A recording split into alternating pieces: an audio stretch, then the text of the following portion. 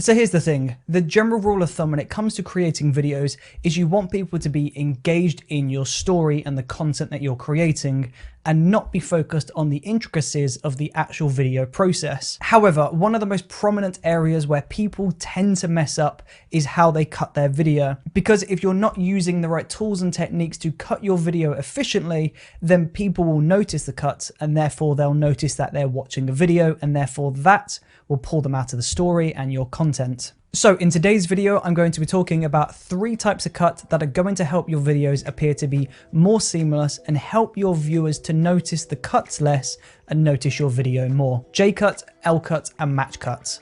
Let's get into it.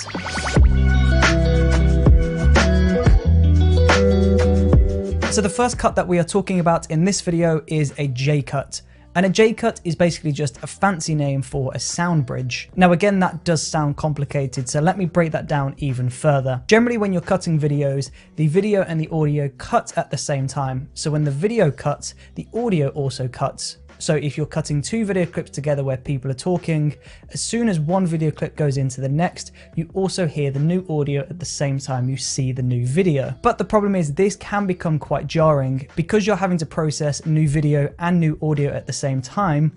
This can just be a little bit overwhelming for the eye and it can pull you out of the video if that cut lands at an awkward time. So a J-cut actually splits that and you hear the audio before you see the new video. So you'll be watching a video and you'll hear the next audio cut in and then you'll see the video a moment later. Focused on the intricacies of the actual video process. However, one of the most prominent areas where people now the reason why this works and the reason why this is less visible than cutting the video and the audio at the same time is because you're only having to process one thing at a time. So you hear the audio and then you see the video. So you process the audio, then you process the video, and it becomes less noticeable. Now J-cuts are really handy if you're cutting together an interview, for example. So let's say we're just looking at a montage of what's being talked about. So we're going to see some GVs of some buildings or whatever is happening on screen. And then we hear the interview appear in our headphones. We actually can hear the interview and we can't see the interview on screen yet. And then after a moment or two, the interview footage appears on screen. So we've got a brief moment of voiceover before we go into the actual video footage. So again, this is really useful because it's helping to seamlessly get us into that interview rather than just suddenly going from GVs into interview footage. It becomes less jarring. Now the opposite of a J-cut is an L-cut, and it's doing exactly the same as a J-cut is doing, but it's flipping it around the other way. So with the L-cut, you're splitting the audio and video again, so you're staggering them on at different times.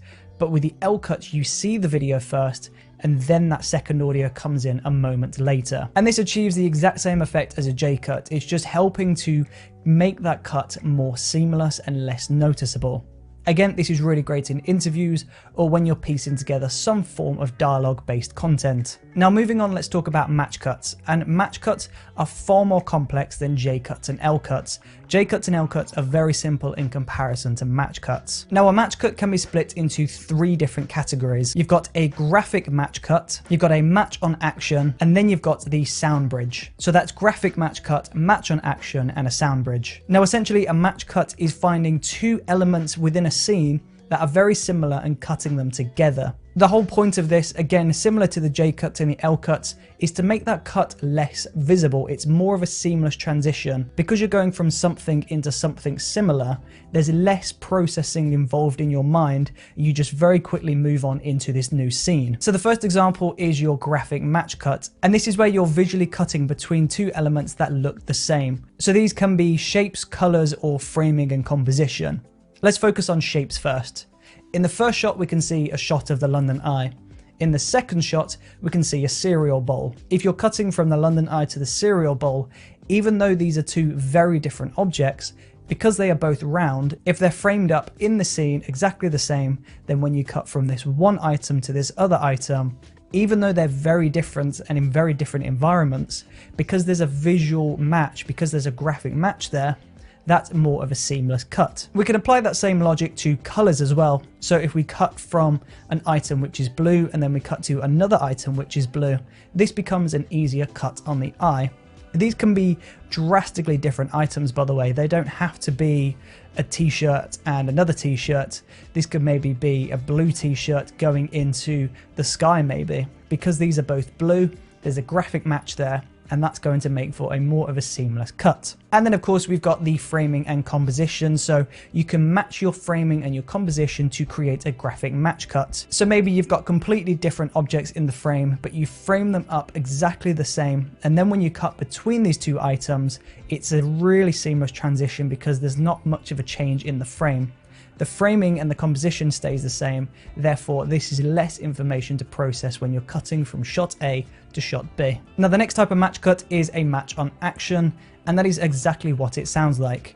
So you do a similar action in your first shot and your second shot, so maybe you do a backflip for example.